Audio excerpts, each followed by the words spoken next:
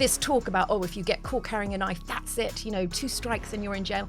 This isn't really what happens. The average amount of time a repeat knife offender gets sentenced for is 7.9 months. I'm glad finally we're seeing some more manifesto-ish pledges from Farage. Because, my biggest complaint with him, or one of my biggest fears with him, is that he's never been in government. Well, I don't think experience has done us much good with the other parties. Andrew is pictured with a paedophile. We know he was friends with him. I'm not alleging it at all. I'm saying yes, Andy was friends with a paedophile.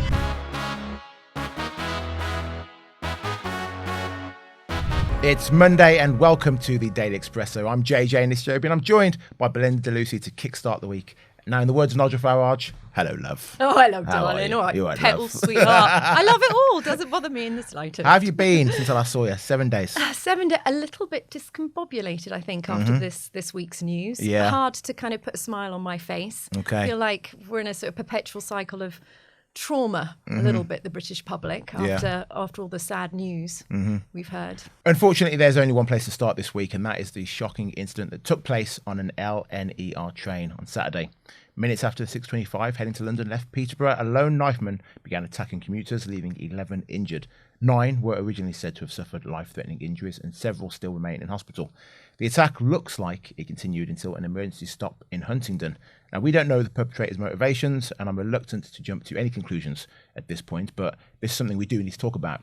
It's another incident that has shocked us to the core, and many will be left very worried about what feels like a progressively dangerous environment in this country. Now, before we talk about it, I just want to shout out the British Transport Police who were able to neutralise the suspect, the rapid response from paramedics, and the train staff themselves, whose actions have no doubt saved multiple lives. Belinda, we touched on this a moment ago already. You're clearly upset, and I guess like many people in this country, in fear now. Yeah, I feel worried for where this country is going. There's definitely been an escalation in random attacks, mass stabbings against the British public.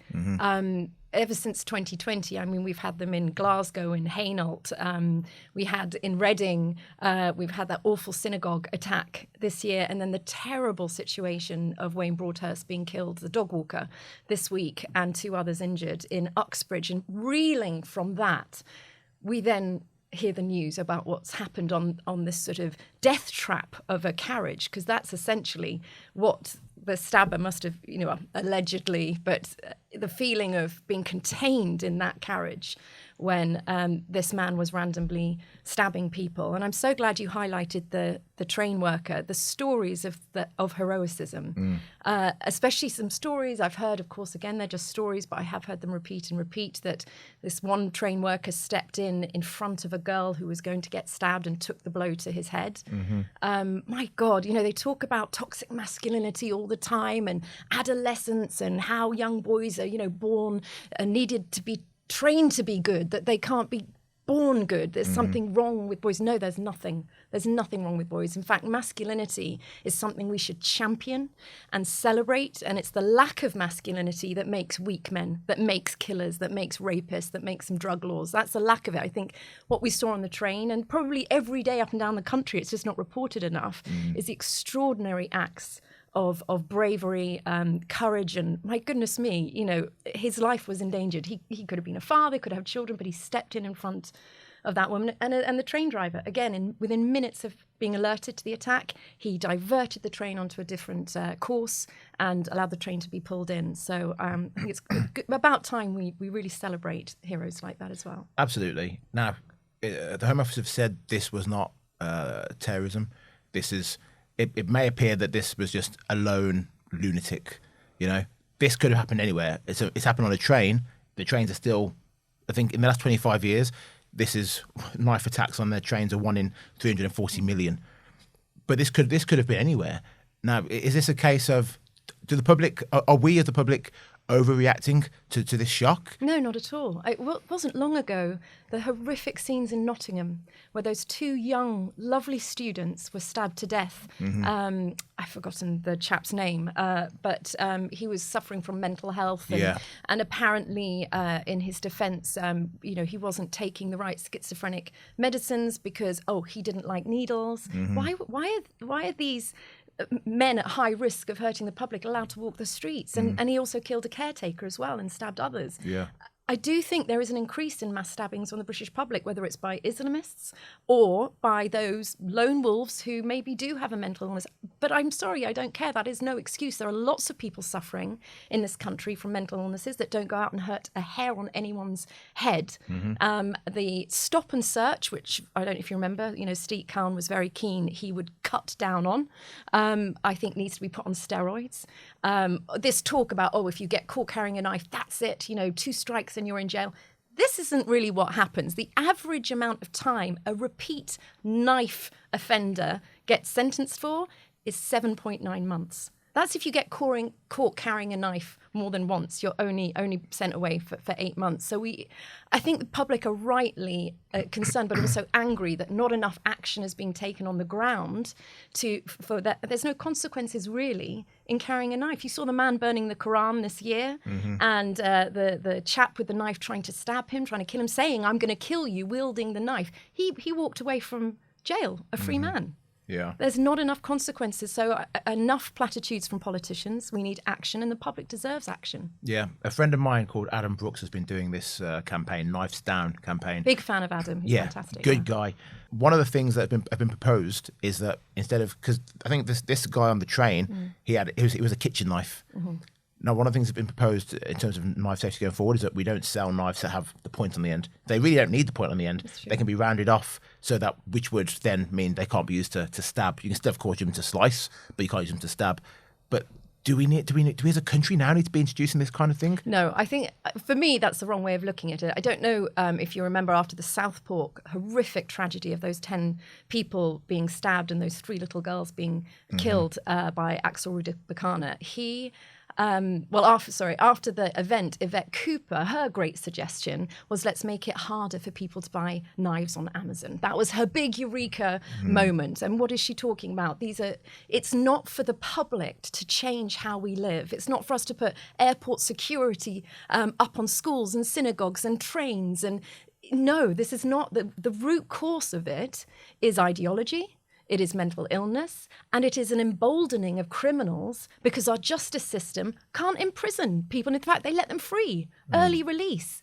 We're letting domestic violence, murderers, rapists, people who are on terror charges out of prison early to walk our streets. We have grooming gang leaders that were supposed to be deported 9 years ago. The Home Office, said they would deport them 9 years. They're still here walking the streets with their victims. So people look at the justice system and think, it's not working for us anymore. Something has to change. We do need to build more prisons. We need to get much tougher on crime. We need far more stop and search. I don't care if anyone's offended about being stopped and search. Stop and search me every day. If it saves a child's life on my street, do it. And I hate that the woke left have kind of hijacked the narrative over stop and search as if it's some kind of identity politics, grifting, racist thing. It's not. Let's save people's lives. Get the knives off our streets.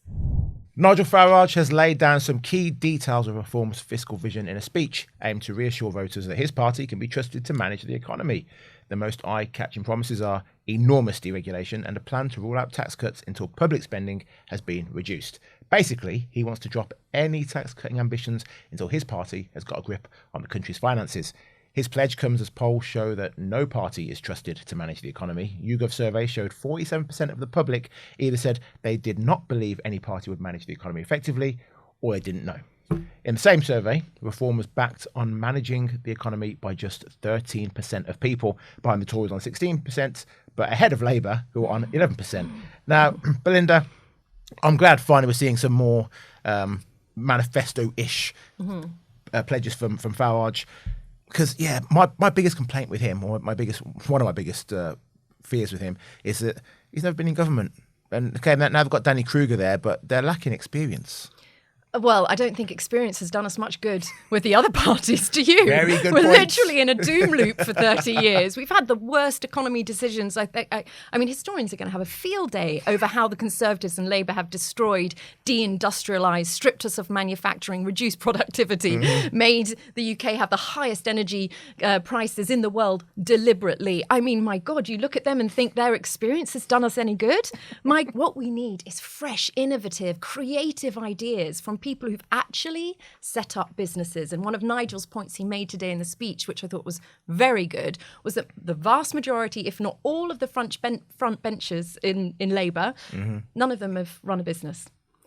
They spend a few months as minister for this, then swap to minister for that, and they never gain any experience. Most of them, the only qualification is them being an MP.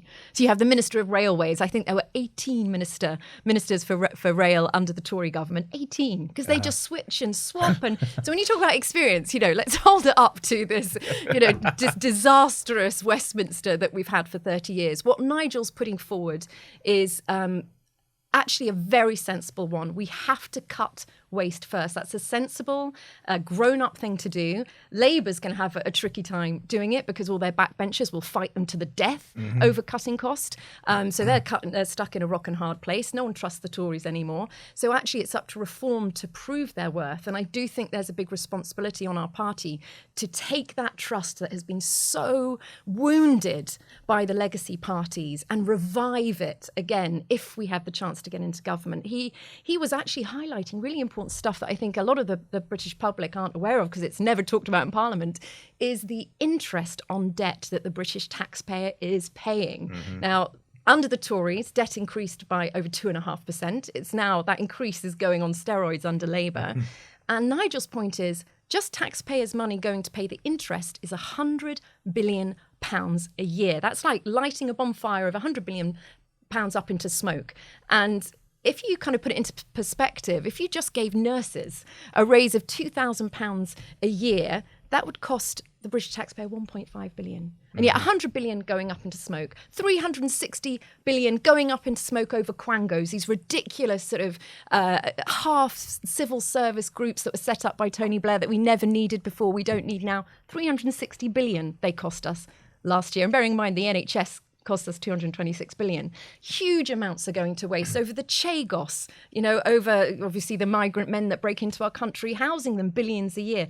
Nigel's making the point that these things can save so much money once we've cut them all, like with net zero as well, which is another 30 billion. Yeah. These middle class vanity woke projects that don't change the climate whatsoever, but they make them feel really good while we're all living like cavemen and women. They're going to get scrapped. And starting with that will stabilise our finances, and then the cuts will come, and they will be big, and they will be big for businesses. And he champions the grafter. He was saying this in his speech today. He is for the grafter, the men and women that get up at 6 a.m. every morning, work 5 days a week.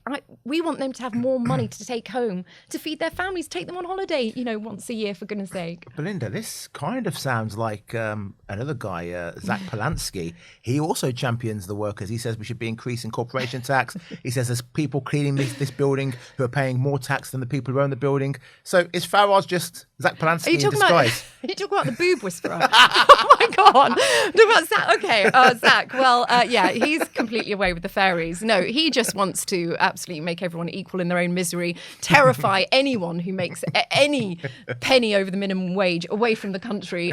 No, what I think Reform are doing is sensibly a really good balance, attracting investment back into the country, making people want to innovate, want to set up businesses here. The point he made as well today was when we voted for Brexit, we gave them the gift, the opportunity to deregulate, take the foot off the neck of small businesses so they could grow. And instead, what did they do? Tories and Labour kept us tightly aligned to the EU rulebook, and small businesses are really, really suffering.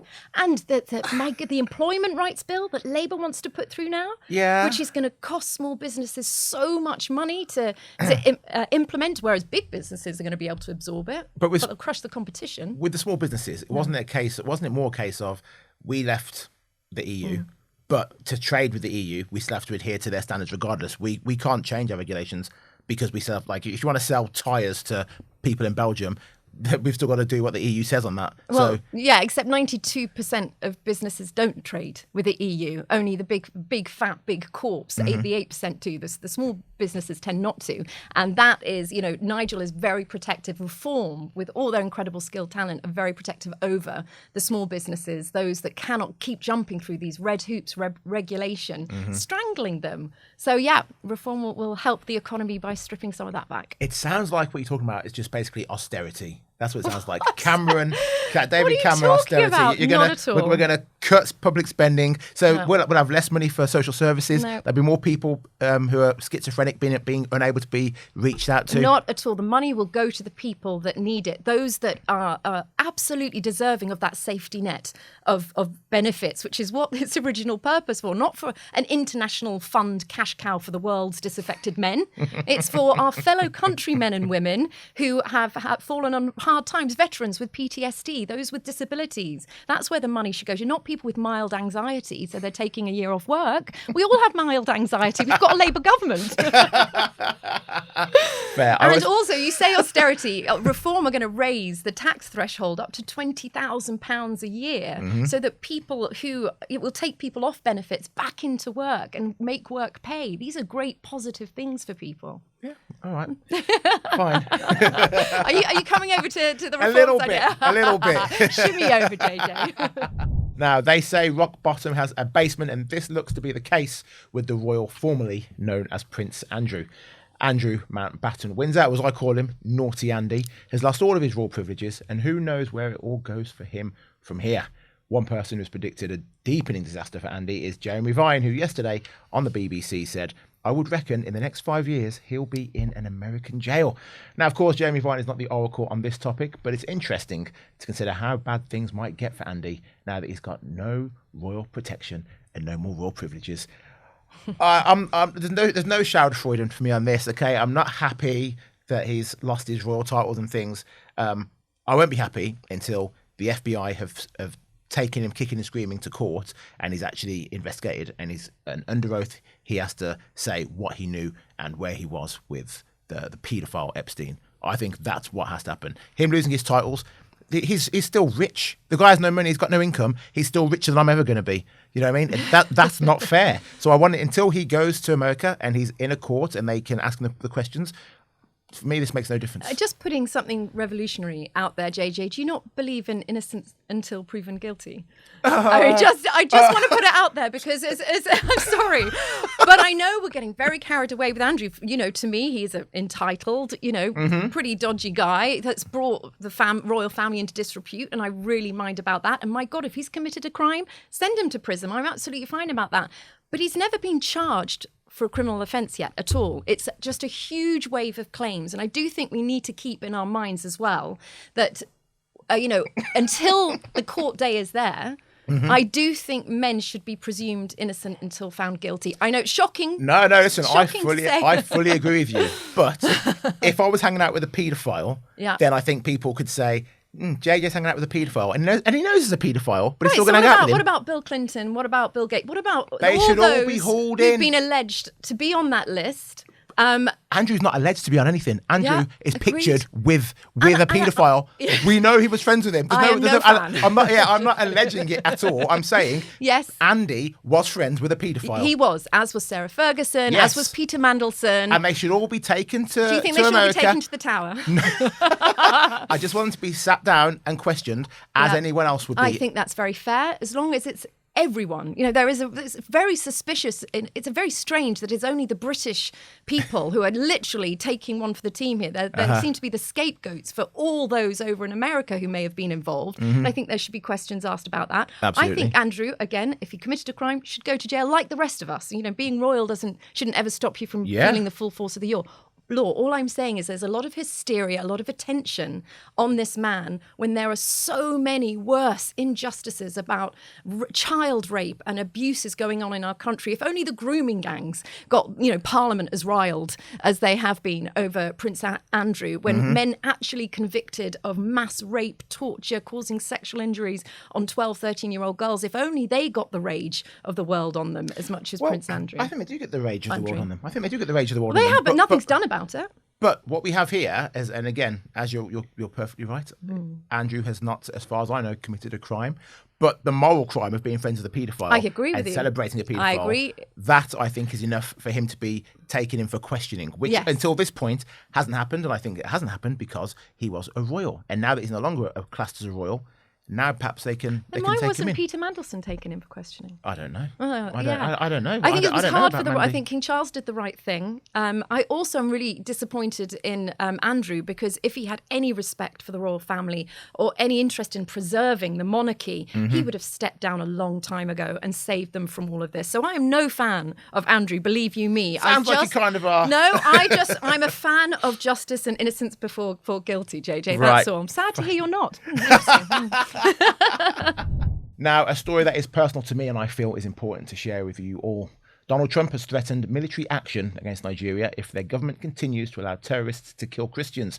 The country has been devastated by internal violence, including a jihadist insurgency spearheaded by extremist group Boko Haram in the northeast since 2009. Now, this is a situation that has rapidly gotten out of control and includes massive ethnic rivalry, plus large swathes of the country that are lawless and essentially filled with bandits. Boko Haram have been slaughtering Christians, as well as Muslims, that they regard as apostates for failing to conform with their brand of Islam.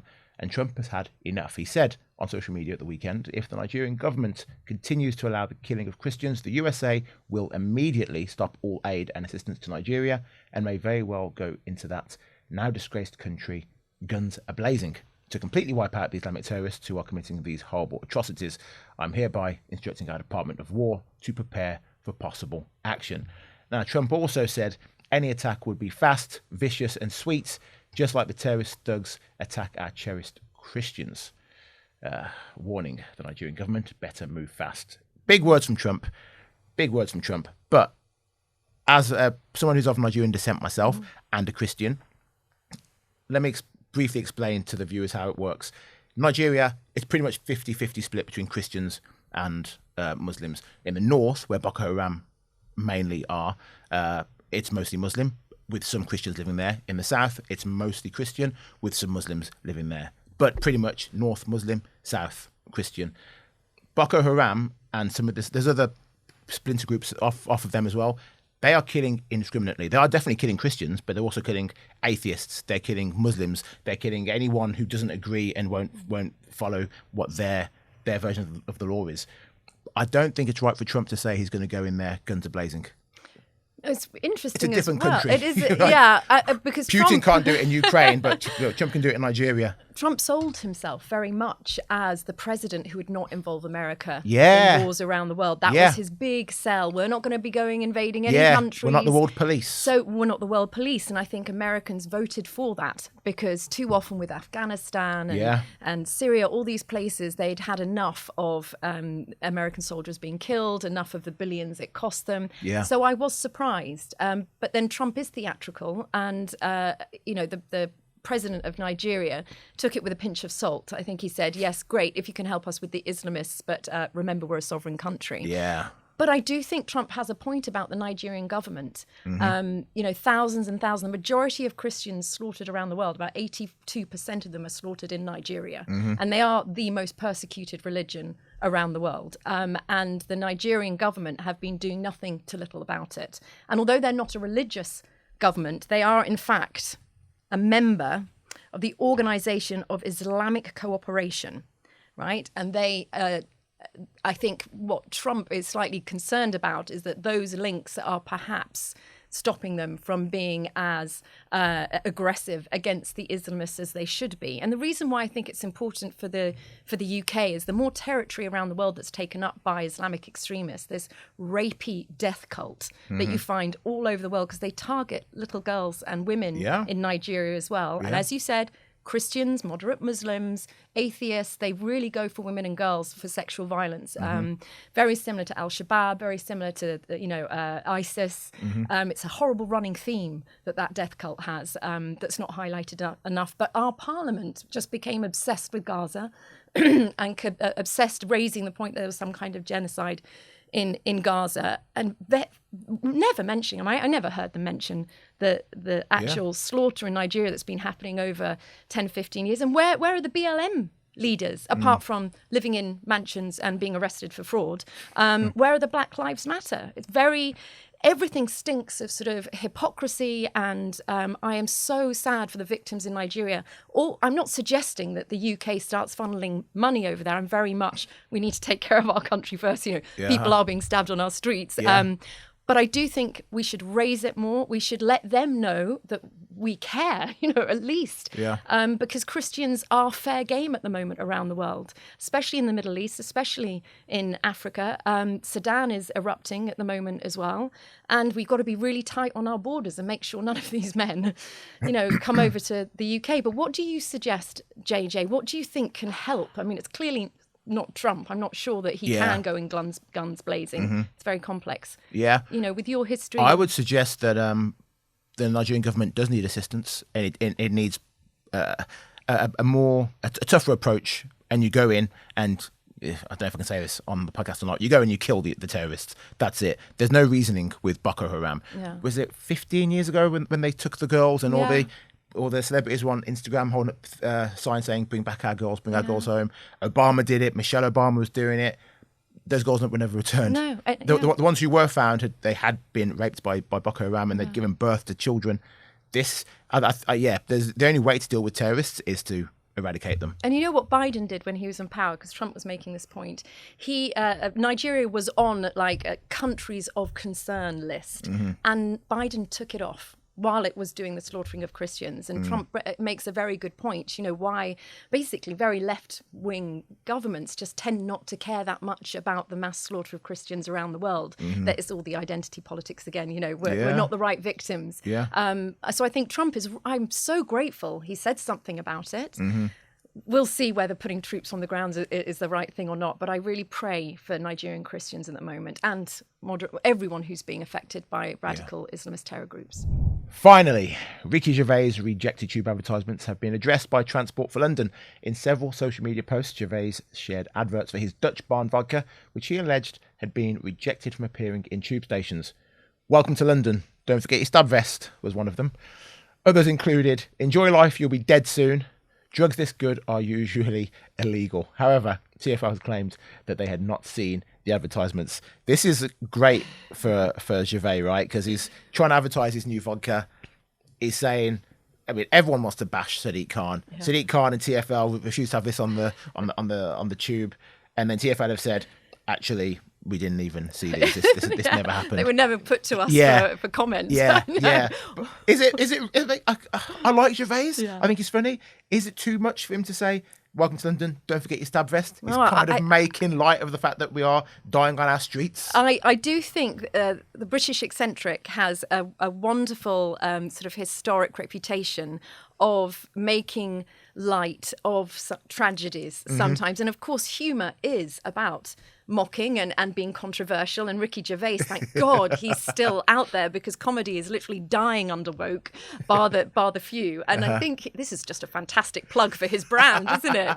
And it was sort of a weird omen, because that all came out, of course, just a day or two before the horrific stabbing on a train on the way to London. And I think it's good to highlight how a lot of people feel about London, highlight how Sadiq Khan should, talk about Andrew having his titles removed. Sadiq Khan should have that knighthood stripped right from his coattails, as far as I'm concerned.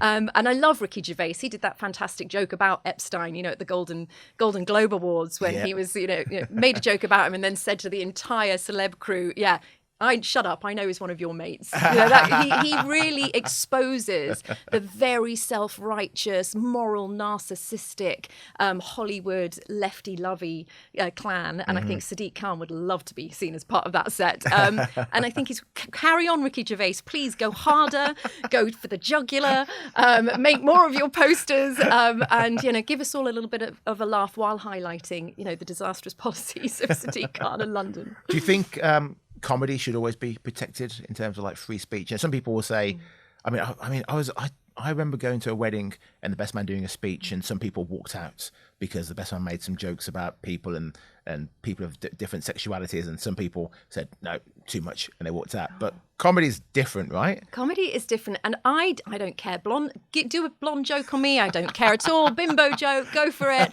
because I have a sense of humour.